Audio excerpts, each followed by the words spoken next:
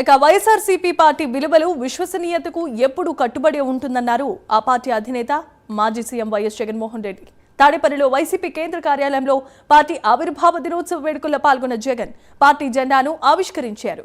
2011 మార్చి 12న వైఎస్ఆర్సీపీ ఆవిర్భవించిందని జగన్ తెలియజేశారు.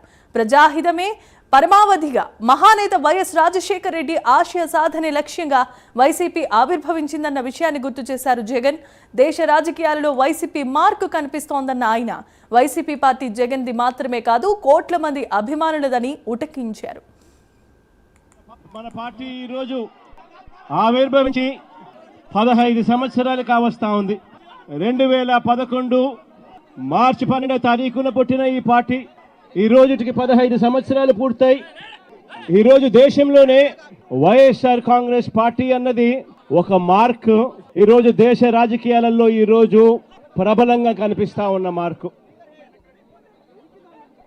15 సంవత్సరాల కిందట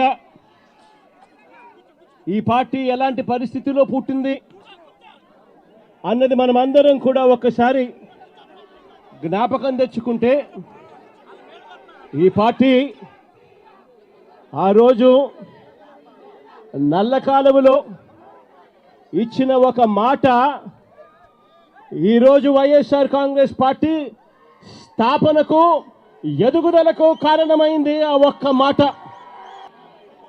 మాట నా కుటుంబ పరిస్థితులను మార్చింది.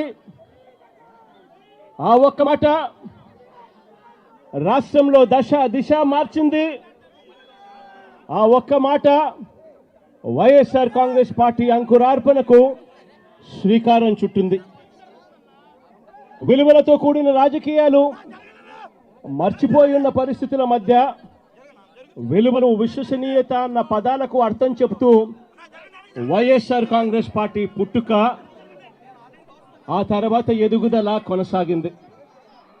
ఈరోజు కూడా నేను ఒకటే చెప్తా ఉన్నాను, ఈరోజు వైఎస్ఆర్ కాంగ్రెస్ పార్టీ అన్నది ఒక్క జగన్ది కాదు. ఈరోజు వైఎస్ఆర్ కాంగ్రెస్ పార్టీ అన్నది కొన్ని కోట్ల మంది వైఎస్ఆర్సీపీ కార్యకర్తలది, అభిమానులది, వైఎస్ఆర్ని గుండెల్లో పెట్టుకొని చూసుకుంటున్న నా కుటుంబ సభ్యులది అని చెప్పి గర్వంగా చెప్తాను నేను. ఆ రోజు జగన్ అనేవాడు ఒకే ఒక్కడు, కానీ జగన్ ఏ రోజు భయపడలేదు.